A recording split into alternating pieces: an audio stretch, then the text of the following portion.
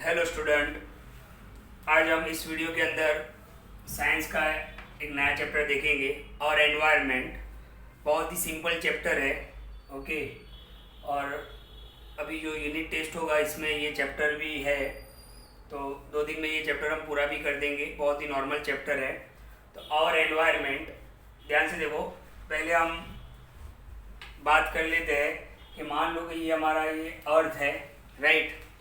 इसमें जो solid part है, ओके, अर्थ का जो सॉलिड पार्ट होता है उसको हम क्या बोलते हैं? लिथोस्फीयर। क्या बोलते हैं? लिथोस्फीयर। ओके, सॉलिड जो क्रस्ट होता है उसको हम क्या बोलेंगे? लिथोस्फीयर बोलेंगे। और जो वाटर वाला जो पार्ट होता है, ओके, हमारे अर्थ पे बहुत सारे रिवर्स है, ओशन है, ओके, लेक्स है, पॉन्ड्स, तो ये रिवर वाला जितना भी पार्ट है उसको हम क्या बोलेंगे? हाइड्रोस्फीयर। क्या बोलेंगे? हाइड्रोस्फीयर। और अर्थ के आसपास जो एयर है, क्या है? एयर, जिसके अंदर ऑक्सीजन होता है, नाइट्रोजन होता है, कार्बन डाइऑक्साइड होता है, अदर गैसेस होते हैं, उसको हम बोलते हैं एटमॉस्फेयर। ओके, क्या बोलते हैं? एटमॉस्फेयर। तो अर्थ का जो सॉलिड पार्ट है वो लिथोस्फीयर, वाटर बॉडीज जो है वो हाइड्रोस्फीयर, और एयर जो है, ओके, जिसके अंदर गैसेस होते हैं उसको हम क्या बोलते हैं? एटमॉस्फेयर। और ये जो लिथोस्फीयर, हाइड्रोस्फीयर और एटमॉस्फेयर मिल के जो बनाते हैं दैट इज बायोस्फीयर। ओके, उसको हम क्या बोलेंगे? बायोस्फीयर। ओके, तो lithosphere plus hydrosphere plus atmosphere is equal to biosphere. Okay, तो ध्यान से देखो, ये हमने ऑलरेडी हम लोअर स्टैंडर्ड में ये सब कुछ पढ़ चुके हैं। अब हमारे चैप्टर की बात करते हैं और एनवायरनमेंट। एनवायरनमेंट है क्या? तो एनवायरनमेंट में क्या क्या है? तो all organisms including plants, animals, micro organisms and their physical surrounding with which they interact is called environment. यानी आप एनवायरनमेंट का डेफिनेशन आप कैसे समझ सकते हो? तो जो जितने भी ऑर्गेनिजम्स है उसके अंदर प्लांट्स आ गए, एनिमल्स आ गए, माइक्रो ऑर्गेनिजम्स आ गए, ओके, जितने भी लिविंग ऑर्गेनिजम्स हैं, और नॉन लिविंग, 2 वर्ड्स यहां पर आपको समझने हैं, living and non living. Living and non living जो है वो एक दूसरे के साथ इंटरेक्ट करते हैं, ओके, और उससे ही हमारा क्या बनता है? एनवायरनमेंट बनता है। ओके, तो एनवायरनमेंट को थोड़ा और डीपली समझ लेते हैं हम कि ऑल बायोटिक एंड अबायोटिक, यहाँ पर ये 2 वर्ड भी समझने हैं आपको। जिसको आप लिविंग बोलते हो that is called biotic, okay, और नॉन लिविंग जिसको बोलते हो वो अबायोटिक। अब बायोटिक के अंदर लिविंग यानी जितने भी ऑर्गेनिजम्स लिविंग है, ओके, जैसे मैं आपको बताऊं प्रोड्यूसर्स, तो trees are the producers. Trees हमने देखा था ऑटोट्रॉपिक ट्री जो होते हैं वो ऑटोट्रॉपिक होते हैं क्योंकि वो सनलाइट का यूज करते हैं, ओके, और वो अपना खाना खुद बनाते हैं, that's why they are producers. तो वो बायोटिक के अंदर आएंगे प्रोड्यूसर्स। फिर कंज्यूमर्स, यानी जो एनिमल्स है या हम है जो खाना कहाँ से लेते हैं? हमारा खाना प्लांट से लेते हैं, तो consumers, right, we are consumers, तो we are also biotic, okay, living में आएंगे। और अबायोटिक के अंदर कौन कौन से आएंगे? जैसे टेम्परेचर है, विंड है, वाटर है, सॉइल है, ये किस में आएंगे? अबायोटिक के अंदर आएंगे।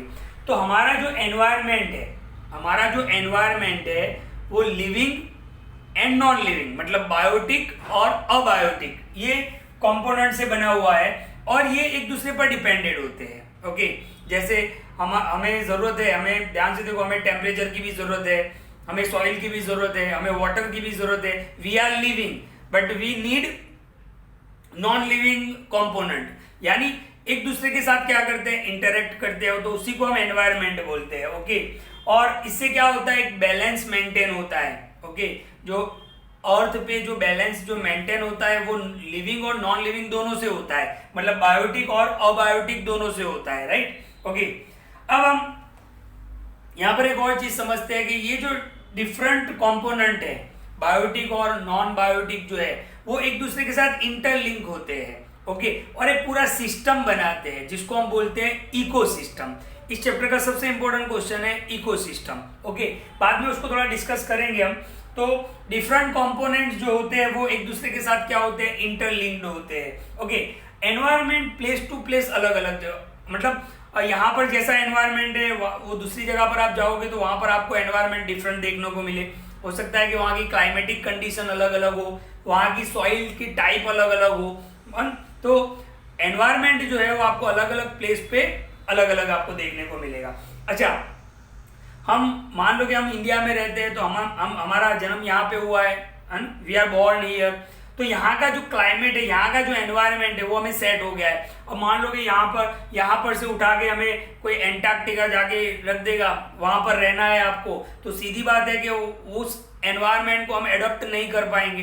तो हो सकता है कि हमारी लाइफ को भी अफेक्ट करे, बहुत ज़्यादा एकदम से क्लाइमेट चेंज होता है तब भी हमारा जो बॉडी है वो धीरे धीरे उसको सेट करने में टाइम लेता है। और बहुत सारे ऑर्गेनिजम्स ऐसे होते हैं कि एनवायरनमेंट क्लाइमेट कंडीशन चेंज हुआ तो उनकी डेथ भी हो जाती है। तो एनवायरनमेंट के अंदर आपको यानी वी फील डिस्कम्फर्ट, ओके, यानी हम ऐसी जगह पे चले जाएंगे कि जहां पर हम डिस्कम्फर्ट फील करेंगे, ओके।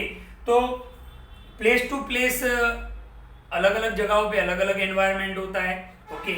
हम जहाँ पे पैदा होते हैं वहाँ का जो एनवायरनमेंट है वो हमें सेट हो गया होता है। तो एनवायरनमेंट बहुत इंपॉर्टेंट है। तो एनवायरनमेंट आप समझ गए कि बायोटिक और अबायोटिक कंपोनेंट। अब बायोटिक अबायोटिक वर्ड बिल्कुल दिमाग में रखना, क्योंकि बायोटिक यानी लिविंग और अबायोटिक यानी नॉन लिविंग। यानी बायोटिक अबायोटिक जो है वो एक दूसरे के साथ इंटरेक्ट करते हैं, एक दूसरे को सपोर्ट करते हैं और एक पूरा सिस्टम बनाते हैं और अर्थ का जो एनवायरनमेंट है उसको बैलेंस रखते हैं। और इस सिस्टम को हम क्या बोलते हैं? इकोसिस्टम बोलते हैं, ओके। अब आ जाते हैं हम क्वेश्चन पर इकोसिस्टम पे। तो इकोसिस्टम किससे बना हुआ है? तो plants, animals, micro organisms, human being और फिजिकल सराउंडिंग। फिजिकल सराउंडिंग यानी हमारे आसपास जो भी है उससे जो पूरा एक सिस्टम बनता है, दैट इज इकोसिस्टम। अच्छा, इकोसिस्टम जो होता है वो बायोटिक और अबायोटिक दोनों से बनता है। पूरा इकोसिस्टम एक सिस्टम है जो मेंटेन करता है बैलेंस को, ओके। अच्छा, ये इकोसिस्टम जो होते हैं वो दो टाइप के होते हैं, एक नेचुरल इकोसिस्टम और एक आर्टिफिशियल इकोसिस्टम। नेचुरल इकोसिस्टम के अंदर क्या आएगा?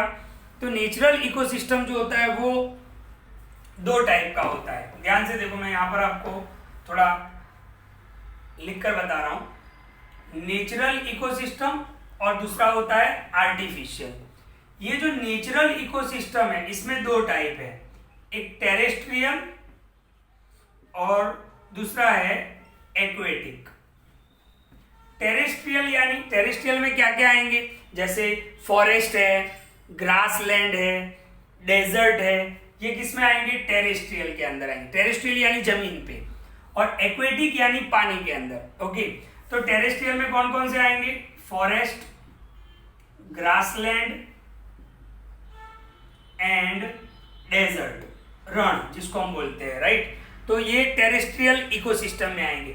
इकोसिस्टम में क्या होता है? इकोसिस्टम वो सिस्टम है जिसके अंदर biotic component and abiotic component एक दूसरे के साथ इंटरलिंक होते हैं, मतलब एक दूसरे को सपोर्ट करते हैं और अपना लाइफ जो है वो आगे बढ़ा सकते हैं, उसको हम इकोसिस्टम बोलते हैं। तो इकोसिस्टम दो टाइप का है, एक नेचुरल इकोसिस्टम और एक आर्टिफिशियल इकोसिस्टम। नेचुरल इकोसिस्टम के दो टाइप है, टेरेस्ट्रियल एंड एक्वेटिक। टेरेस्ट्रियल यानी जमीन पे, यानी जितने भी मतलब लिविंग ऑर्गेनिज्म जो जमीन पे रहते हैं और वहां पर और नॉन लिविंग भी होंगे, वो एक दूसरे को सपोर्ट करेंगे। तो वो कौन कौन से हो सकते हैं? Forest, grassland and desert. Aquatic के अंदर दो टाइप है, एक फ्रेश वाटर के अंदर और दूसरा एक मरीन, जिसको मराइन भी बोलते हैं, ओशन के अंदर। तो फ्रेश वाटर के अंदर क्या क्या आएगा? रिवर्स, लेक्स, पॉन्ड्स, स्प्रिंग यानी झरने, ये फ्रेश वाटर के अंदर। एक्वेटिक यानी दोनों, एक्वेटिक के दो टाइप है, फ्रेश वाटर के अंदर बनने वाला एक इकोसिस्टम और एक मराइन। मराइन इकोसिस्टम जो होता है वो लार्जेस्ट इकोसिस्टम होता है, राइट, जो कहाँ पे वो बनता है? ओशन के अंदर बनता है। तो एक ऐसा सिस्टम जहां पर बायोटिक और अबायोटिक कंपोनेंट एक दूसरे को सपोर्ट करेंगे, इंटरेक्ट करेंगे, ओके, तो उसको हम बोलेंगे इकोसिस्टम। नेचुरल के अंदर टेरेस्ट्रियल और एक्वेटिक। एक्वेटिक में दो आएंगे, फ्रेश वाटर के अंदर भी इकोसिस्टम होता है और मराइन यानी ओशन के अंदर जो होता है वो भी होता है, और मराइन जो है वो लार्जेस्ट इकोसिस्टम है। अच्छा, हम बात करते हैं आर्टिफिशियल की, जैसे गार्डन। गार्डन भी एक इकोसिस्टम में आएगा। जैसे गार्डन होता है तो गार्डन के अंदर बहुत सारे प्लांट्स होते हैं, ट्रीज होते हैं। अच्छा, वहां पर बहुत सारे माइक्रो ऑर्गेनिजम्स भी रहते हैं जो वहाँ की सॉइल का यूज करते हैं, वहां पर वाटर का यूज करते हैं, तो उसको हम क्या बोलेंगे, गार्डन। तो यहाँ पर एक और इम्पोर्टेंट क्वेश्चन बनता है कि garden is considered as a ecosystem. Okay, garden क्योंकि गार्डन के अंदर प्लांट्स होते हैं, ट्रीज होते हैं, श्रब्स होते हैं। ओके, और फिर वहां पर वो गार्डन की जो मिट्टी होती है वहां पर पानी डालते हैं, तो वो एक इकोसिस्टम, यानी वहां पर जो लिविंग ऑर्गेनिजम्स है वो नॉन लिविंग का सपोर्ट लेके अपनी लाइफ को सस्टेन कर सकते हैं। तो गार्डन एक क्या है, आर्टिफिशियल इकोसिस्टम है। ओके, फिर जैसे बनाऊं मैं आपको एक्वेरियम, आपने देखा होगा मछली के लिए जो हम एक्वेरियम बनाते हैं घर के अंदर। ओके, या आपने जैसे वडोदरा आप गए होगे, वहां पर पूरा जो गार्डन है वहां पर एक एक्वेरियम बना हुआ है, वहां पे बनाया हुआ है।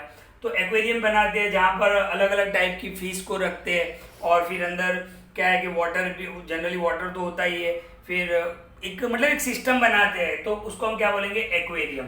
ओके, फिर क्रॉप फील्ड्स। ओके, एग्रीकल्चर के लिए जो होता है वो जहाँ पर मतलब वो प्लांट्स भी होते हैं, ट्रीज भी होते हैं, वहां पर बहुत सारे ऑर्गेनिज्म, माइक्रो ऑर्गेनिजम्स भी होते हैं जो वहां पर अपना लाइफ को सस्टेन कर सकते हैं, तो वो आर्टिफिशियल है। तो यहाँ पर एक और इम्पोर्टेंट क्वेश्चन बन गया था, garden is considered as ecosystem. तो इकोसिस्टम के दो टाइप होते हैं, आपको अच्छे से समझ में आया होगा।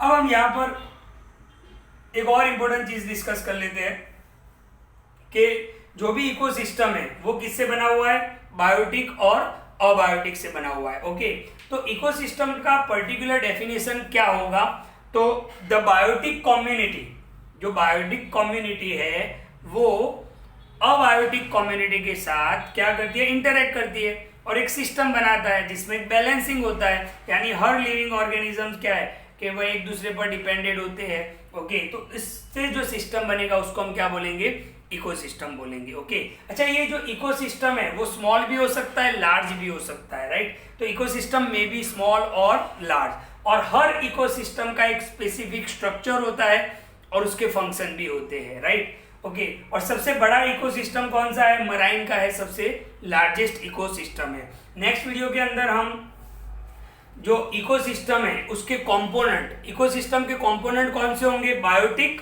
अबायोटिक, इसको हम थोड़ा डीप में समझेंगे कि बायोटिक क्या है, अबायोटिक क्या है। तो इस वीडियो को आप ध्यान से देखिए जहां पर हमने एनवायरनमेंट और इकोसिस्टम को डिस्कस किया है। Thank you.